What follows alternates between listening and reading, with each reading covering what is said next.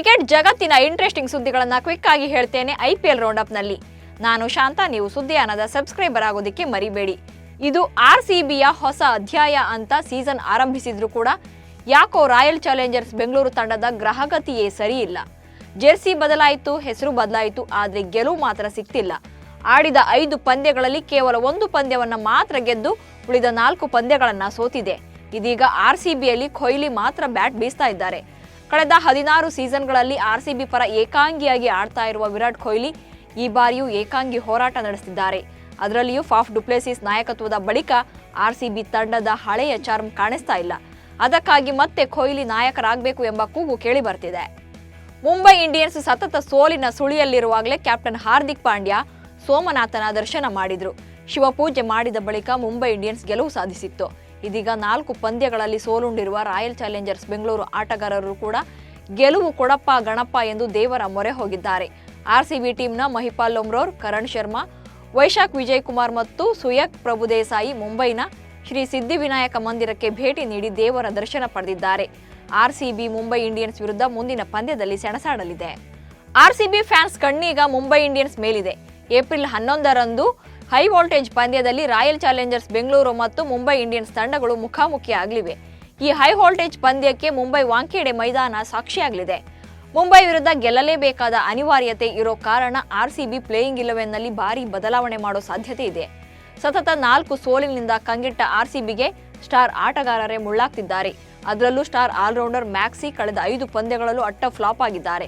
ಹೀಗಾಗಿ ಮ್ಯಾಕ್ಸ್ವೆಲ್ ಅವರನ್ನ ಕೈಬಿಟ್ಟು ಕನ್ನಡಿಗ ವೈಶಾಖ್ ವಿಜಯ್ ಕುಮಾರ್ಗೆ ಅವಕಾಶ ನೀಡುವ ಸಾಧ್ಯತೆ ಇದೆ ಎನ್ನಲಾಗ್ತಿದೆ.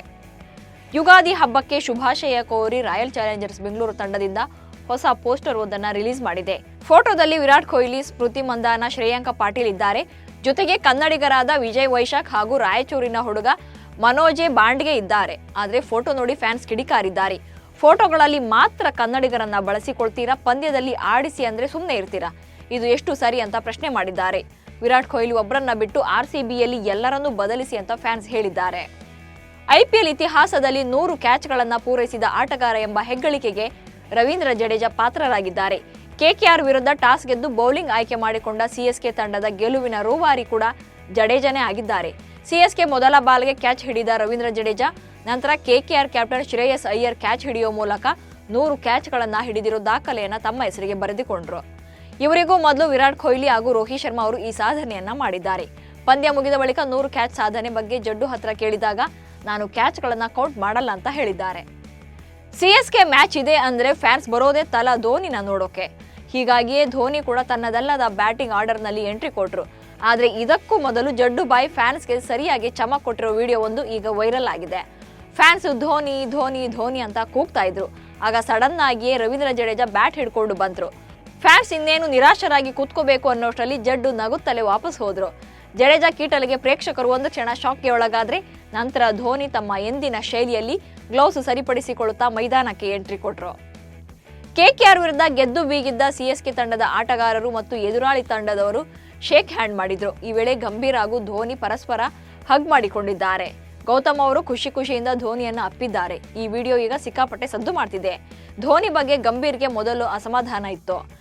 2011ರ ವರ್ಲ್ಡ್ ಕಪ್ನಲ್ಲಿ ತಾವು ಸ್ಕೋರ್ ಮಾಡಿದ 97 ರನ್ಗಳನ್ನು ಪರಿಗಣನೆಗೆ ತೆಗೆದುಕೊಳ್ಳದೆ ಧೋನಿ ಬಾರಿಸಿದ 91 ರನ್ಗಳನ್ನು ಮಾತ್ರ ವೈಭವೀಕರಿಸಲಾಯಿತು ಎನ್ನುವ ಬೇಸರ ಅವರಿಗಿದೆ.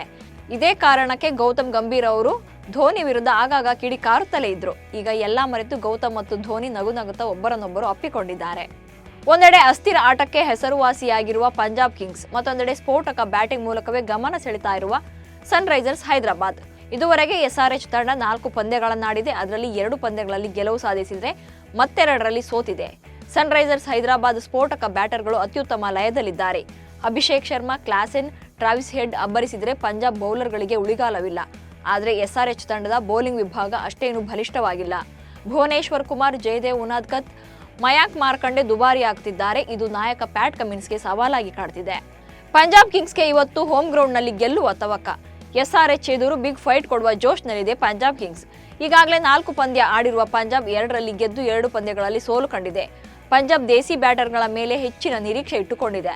ನಾಯಕ ಶಿಖರ್ ಧವನ್ ಜೊತೆ ಪ್ರಭ್ ಸಿಮ್ರನ್, ಜಿತೇಶ್ ಶರ್ಮಾ, ಶಶಾಂಕ್ ಸಿಂಗ್ ಅಬ್ಬರಿಸಬೇಕಾದ ಅಗತ್ಯವಿದೆ.